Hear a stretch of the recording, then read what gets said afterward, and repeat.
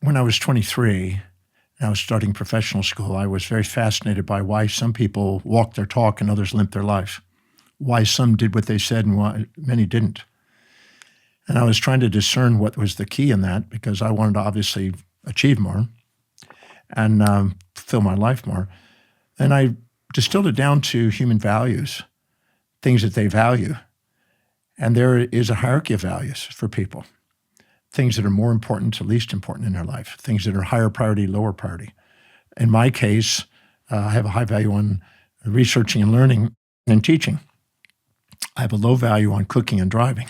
I haven't cooked since I was 24, and I haven't driven a car in over 30-something years. So I learned that if you do things that are high on your value, your self-worth goes up. If you do things low on your values, your self-worth goes down. And if you do things that are high on your value, you spontaneously act because you're inspired spontaneously to do it. It's intrinsically driven. And if you do something low in your values, you need extrinsic motivation and reward to do it and punishment if you don't do it to get you to do it. So obviously identifying what the hierarchy of one's values are, it dictates how they perceive, decide, and act, and therefore their destiny. And prioritizing your life liberates you. I learned what were the highest priorities for me, which is teach, research, write, and travel the world. Everything else is delegated. I have specialists that take care of everything else. I jokingly say, even if I have a girlfriend, I tell her, I said, look, I've delegated George Clooney to take care of lovemaking. And would you still love me if I delegated that? She said, I'd love you even more. So I delegate everything and do only what I'm really inspired to do, which is teach, research, write, and travel the world.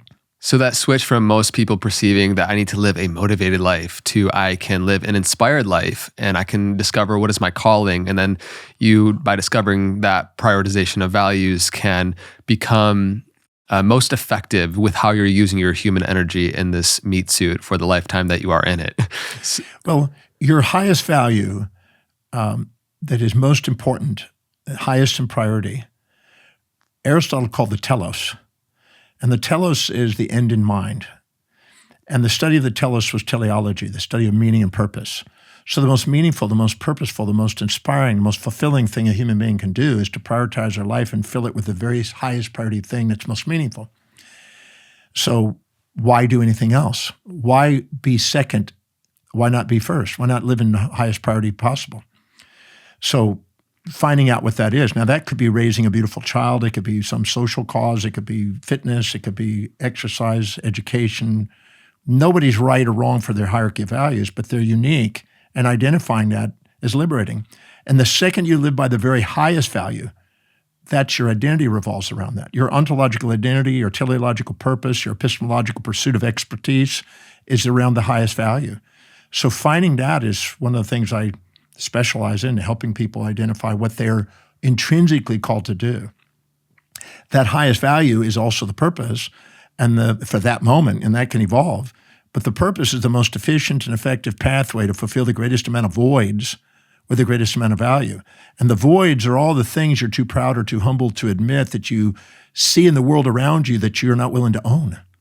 That's why you become yourself to the degree that you own everything. At the level of the essence of the soul, nothing's missing in you. You have fulfillment, pleroma. At the level of the existence, you have things missing. The things that are missing are all the things you've judged in other people that you're too proud or too humble to admit that you own, that you've deflected instead of reflected.